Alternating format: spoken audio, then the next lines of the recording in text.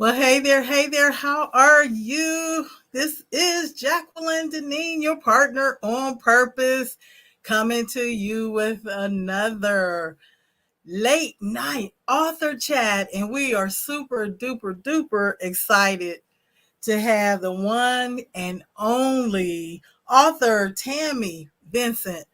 You don't want to miss this amazing author. She is going to share with us what a little bit of her story and just what her journey is. And we are just elated that we have her coming on. And she has a definitely, she has a story that we all need to hear. And she specializes with teens, teens going through just the horrific experiences with their parents. They may be alcoholics, and just the fact that she's dealing with teens in general, I think is crucial at this time, the days and times that we're living in.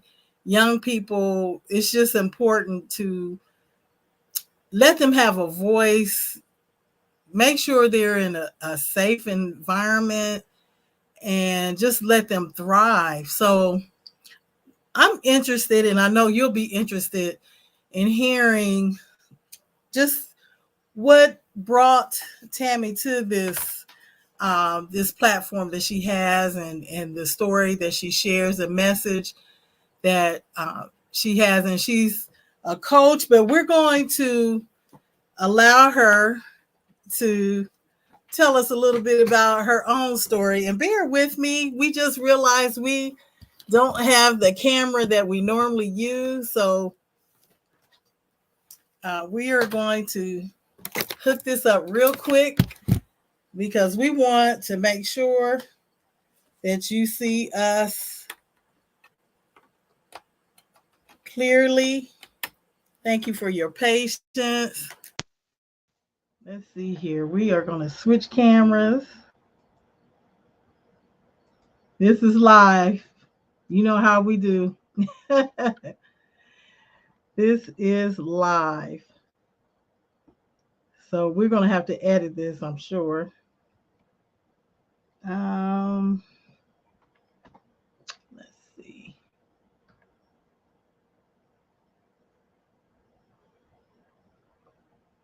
Thank you so much for your patience.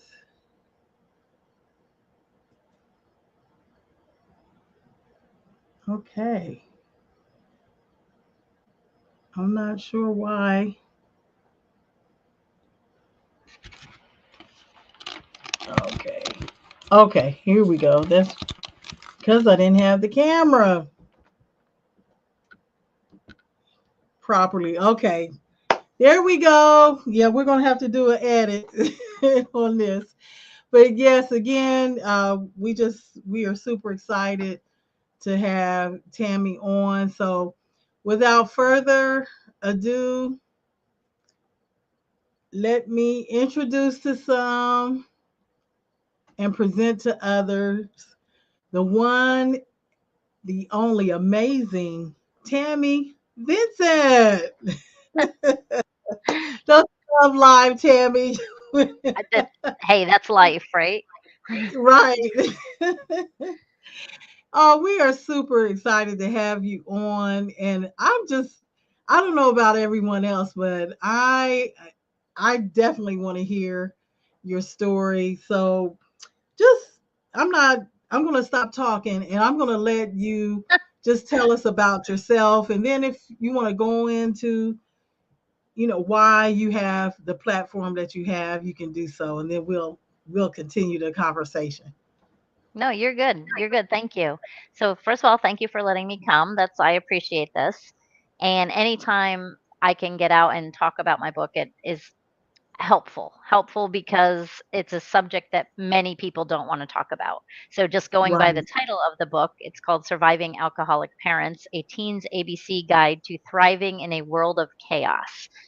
So I actually wrote it because I was a teacher when I was about 25. And I remember I was teaching first grade and I was also substituting in the high school. And I remember seeing the kids' faces and just realizing, oh my gosh, that's what I must have looked like when I was in school. Just those sad eyes, the sleeping on the desk, the just complete lack of, wow, any ambition to do anything really except just kind of survive. And I could see it in their Right. eyes.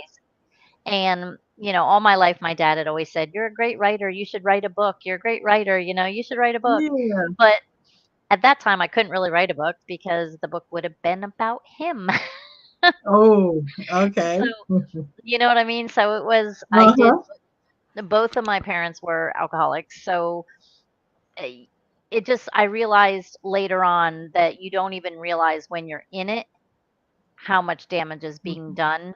And so I kind of wanted to Mhm. just write a book and use it as a guide for teens to kind of understand and undo and maybe even Yeah. combat some of the damage before the damage is done, if that makes sense. Kind of Right. give them some tools, some real life tools, and give them some hope.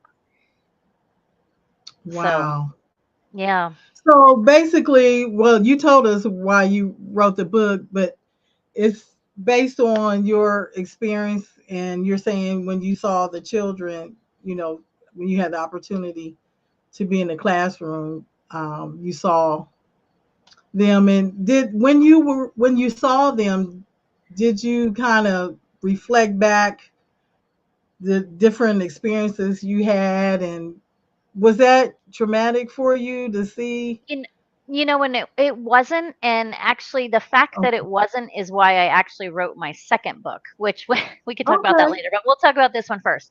But the Yeah. reason I say it wasn't is that I didn't write this book until 25 years after I was an adult.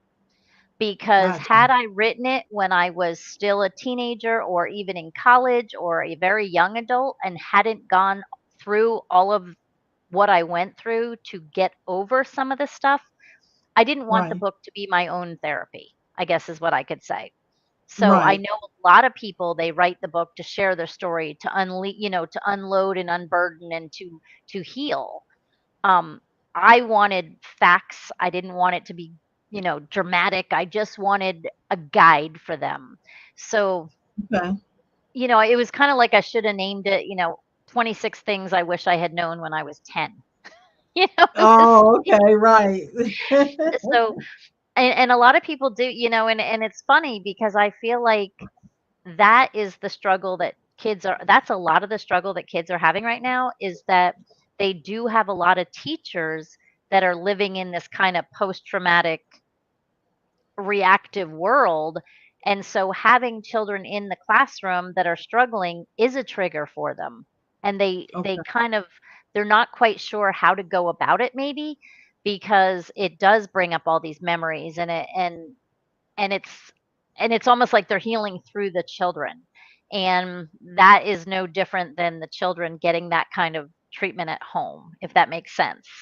So it's kind Yes. of like that emotional kind of like, I'm there but I'm not for you, and I didn't want Okay. that to be the case. So this is Right. literally a guide. Like if you open the book, A might Okay. be alcoholism, addiction. B is blackout drunk, or bravery, Oh, wow. and it literally goes all the way through the alphabet until you get to Z, where it's Okay. Zen, like how to just live a more peaceful lifestyle. I think we Yes. don't teach our kids emotional intelligence enough.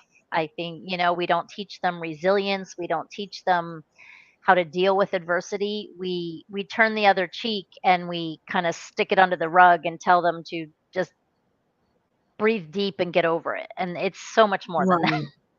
Absolutely. Now, I find it fascinating that you decided not to just base it on your story, your experience, but you really wanted to get the reader information necessary so they can navigate through, their experience.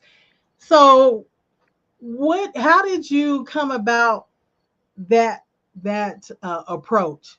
Did you want to kind of tell the backdrop of your story, or were you always convicted of just sticking to the facts, getting them the information, empowering them to navigate through their process?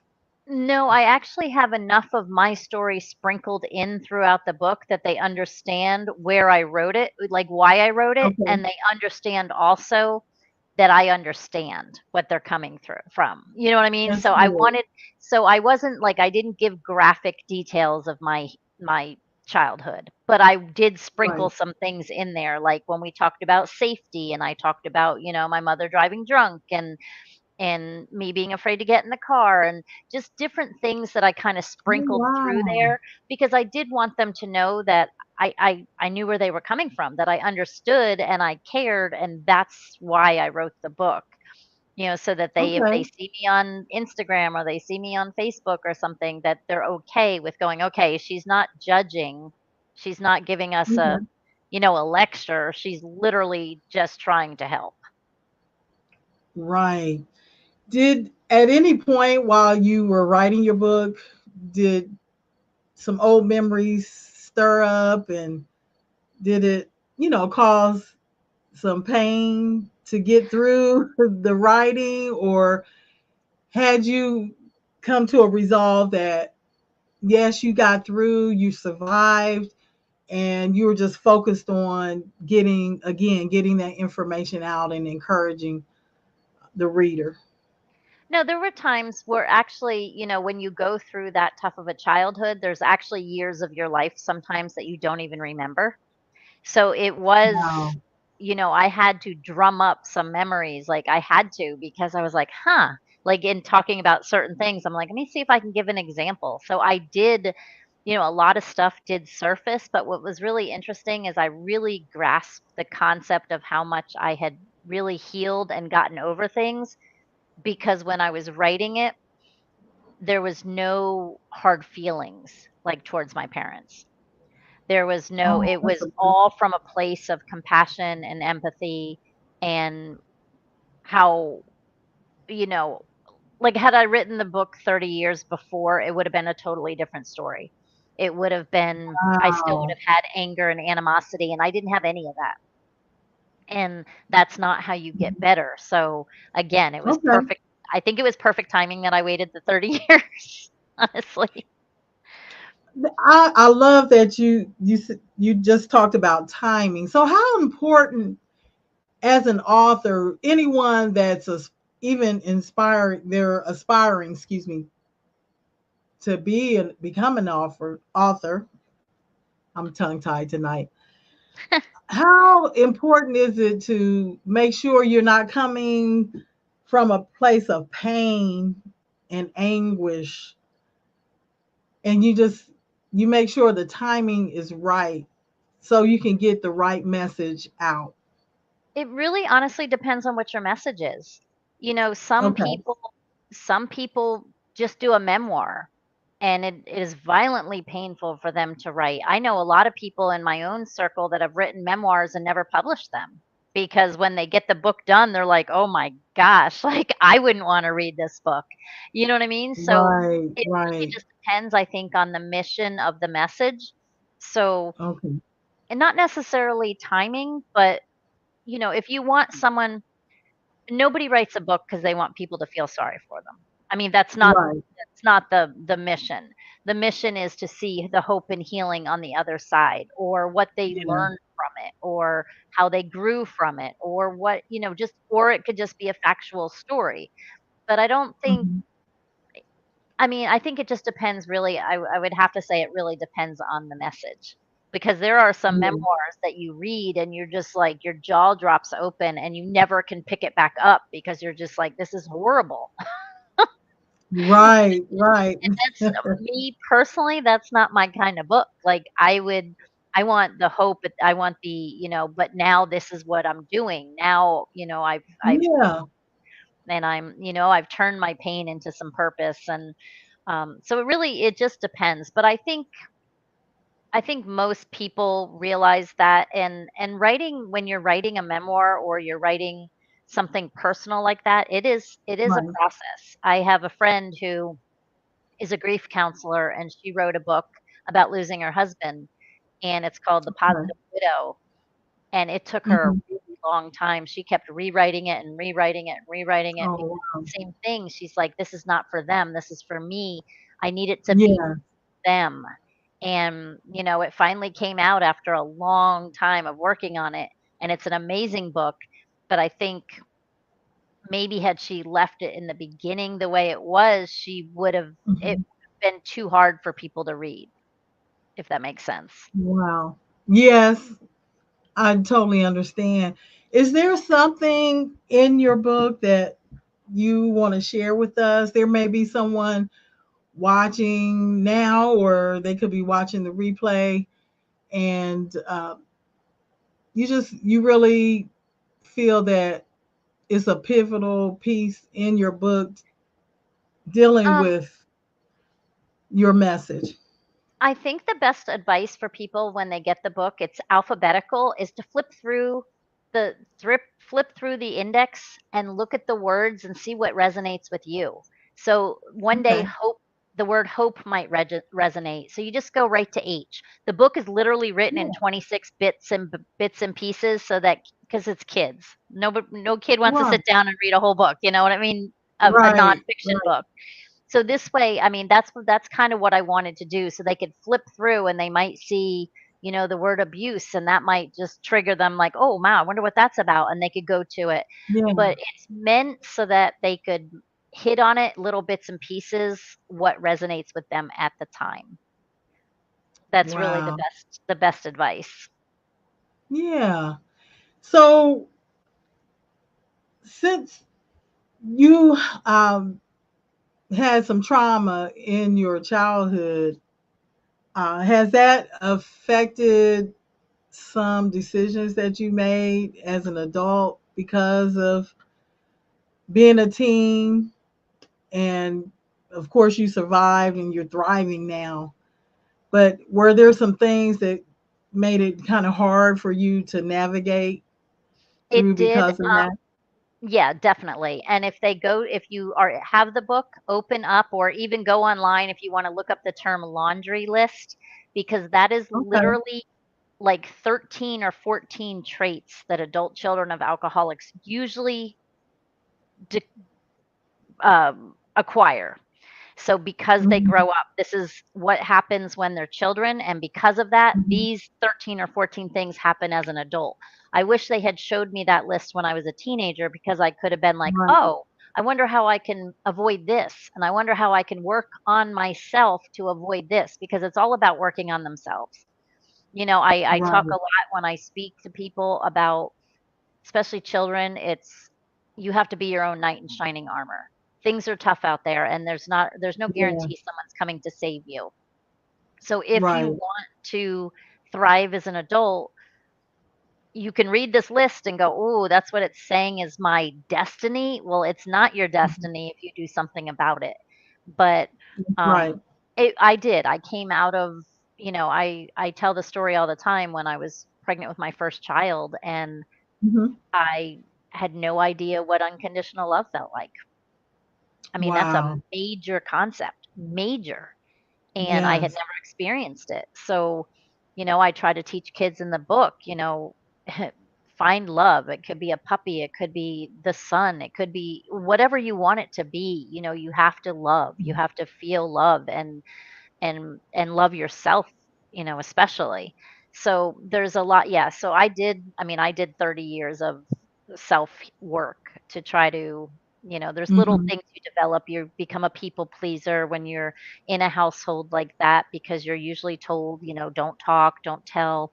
You got to make everything right so that you don't get in trouble. I mean, there's all kinds of different dynamics of a family where addiction is involved. And Right. it's nobody's fault that you end up that way. But Right. Right. again, I mean, it's nature versus nurture kind of thing, but it's Mhm. if you know what's happening to you when it's happening, you can avoid it.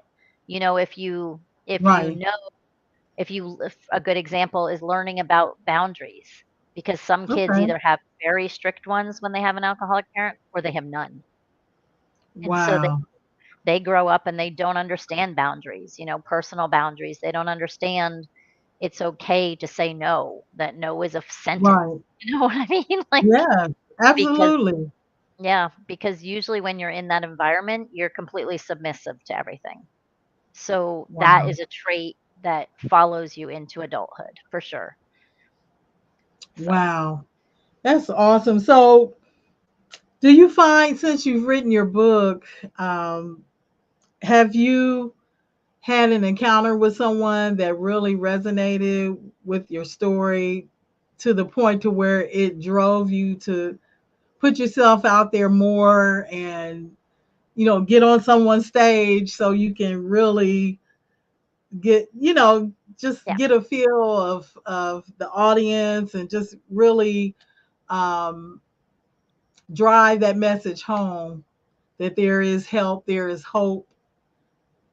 Yes. So can you think of a Yes. story, someone I that can you did meet and that really pushed you to get on the stage and talk about it?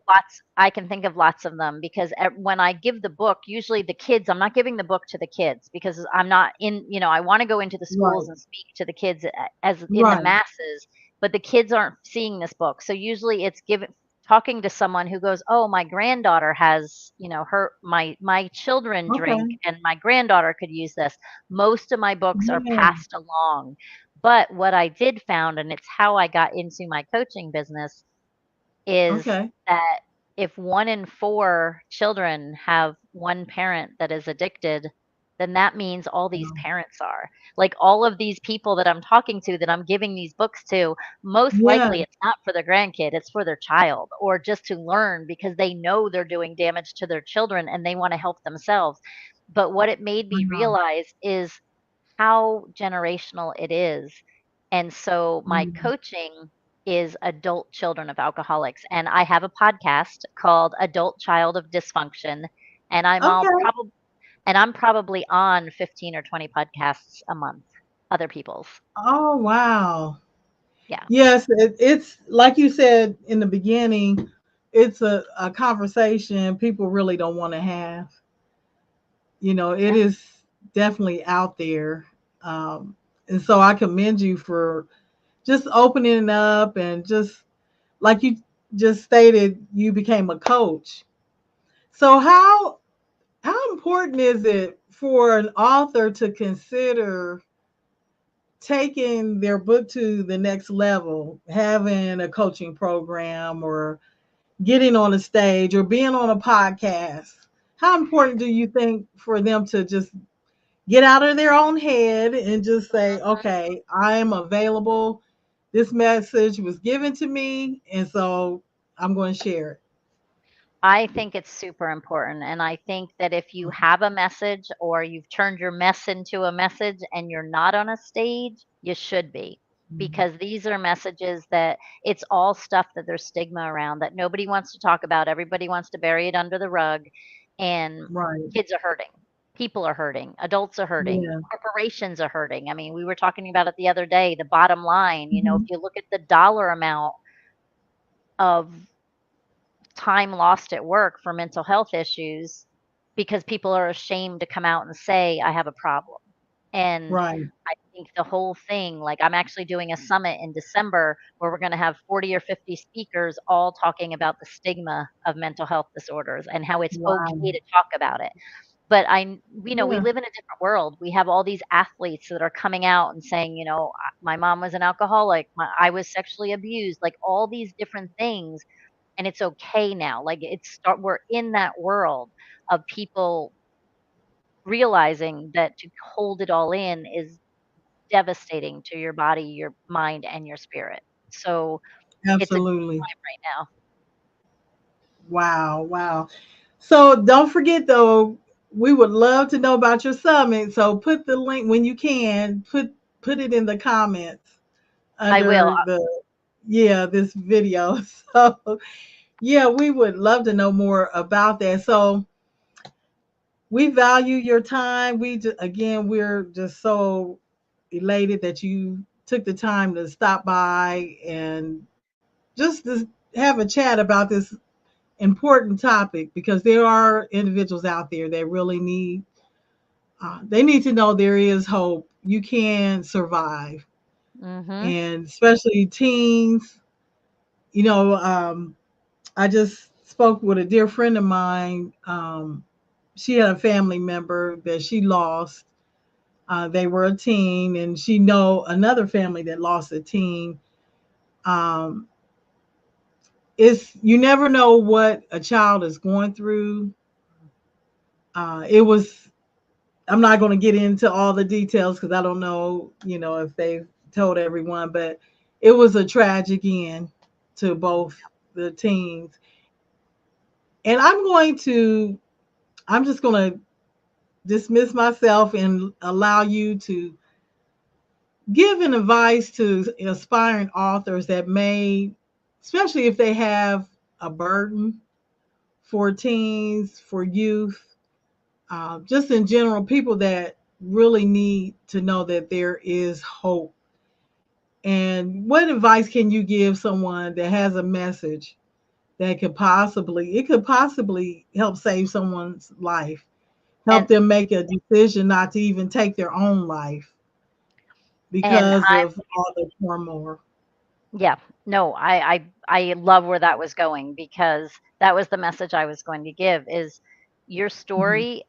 Kids and teens, they think they're alone. They think they're the only Right, ones that have ever suffered these problems, that their problems are unique, but they're not. We right, Everybody has there's no unique experience. Some might be right. different than others, but there is no completely standalone, mutually exclusive thing that has never happened to a teenager. So they're not alone. So if they can hear a Yes, story and see someone on the other side of it and see someone that has gotten through it and hear a message of hope and healing, it can give them hope. And there is no doubt in my mind that when you spread those messages, you save lives. Because if you look at the absolutely. I mean, you look at the statistics of 25% of 13-year-olds polled said they had contemplated taking their own life. That is Right. ridiculous. That is sad. And that's people Yes. that have given up and have lost hope. And so they need to see that normal people, normal adults are out there Right. that had lives just like them and that they understand. They also just need to know that, none of that is their fault. And it's okay to tell your story. It's okay to come out and talk about it. And that's why these writers need to get up on stages and tell their story. Okay, so I'm gonna get off camera and just really go delve into it even more. Okay. So that's guys, that's the message I want to tell you. Every single person is unique and a beautiful human being. We were born beautiful, perfect, and joyous, and then life happened. Life beat us up, things happened, and it changed the way we looked at the world. But at the end of the day, we're all that great, brilliant, beautiful person inside. We just need people, authors, podcasters, speakers, writers, whoever it is to share that message to the world because we're living in a world right now that is so trauma reactive, that is so stressed out, burnt out, overwhelmed, sad, lonely, all of that stuff. And all they see is the sad stuff. We need more people out there telling stories of hope and healing so that people can see the good stuff, so people can get back hope that there is a better tomorrow. And that's really all I want to say because we can do it. Enough voices up there screaming on the top of the mountain about hope and healing and telling their stories and it can make the world a better place. Awesome. That is so powerful. Thank you. Thank you. Thank you. Thank you. So if there's anyone out there that's contemplating about writing their story or a message that they've been given, take this advice. Just it's time. The time is now. Get it out there because you never know whose life you can touch with your book. All right. So we had a couple comments. Grace Green says beautiful. Kalina Patrick says, Tammy, it is so true that people do not want to talk about it. Mm-hmm. And she also said, that is why I wrote my life story. She has a awesome story as well to help children and adults to know there is hope. Thanks so much for that, Kalina. Mm-hmm. So, Tammy, if someone wants to reach you, because I know you're on many stages, if they want to reach you, how can they reach you? Probably the easiest way you can reach out to me on Facebook Messenger, but just go to my website. It's my name, tammyvincent.com, and I have literally everything on there. My podcast, you can book a free chat, you can get an essential oil consultation to kind of get rid of your headaches and your anxiety, and there's all kinds of stuff you can do on that website. And I have free courses that I can invite you to. So just go to the website, and I'm happy to talk to Awesome. anybody.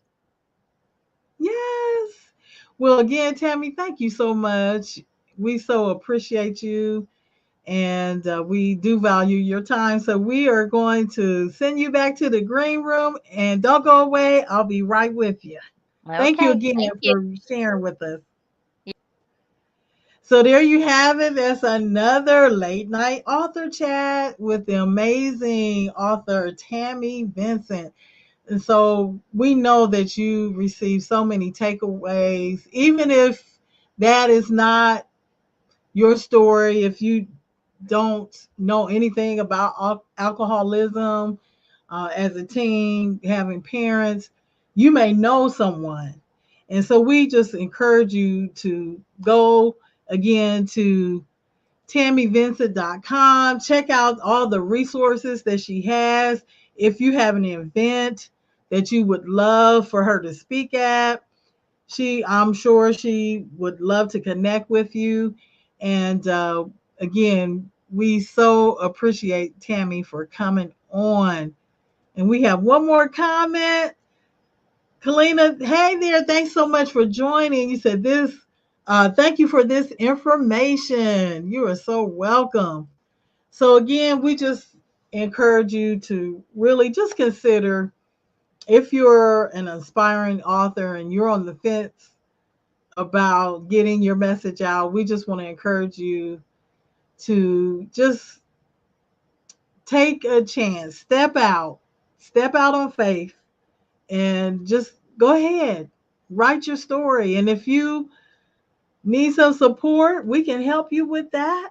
You can just inbox us and just let us know if you need some support because we do offer writing coaching. And if you want to publish, self publish, we can help with that as well. Just reach out to us. You can go to bit.ly/vision focus call and just hit us up. And if that's something that you really are interested in, we will be more than happy to have a conversation to see how we can support you.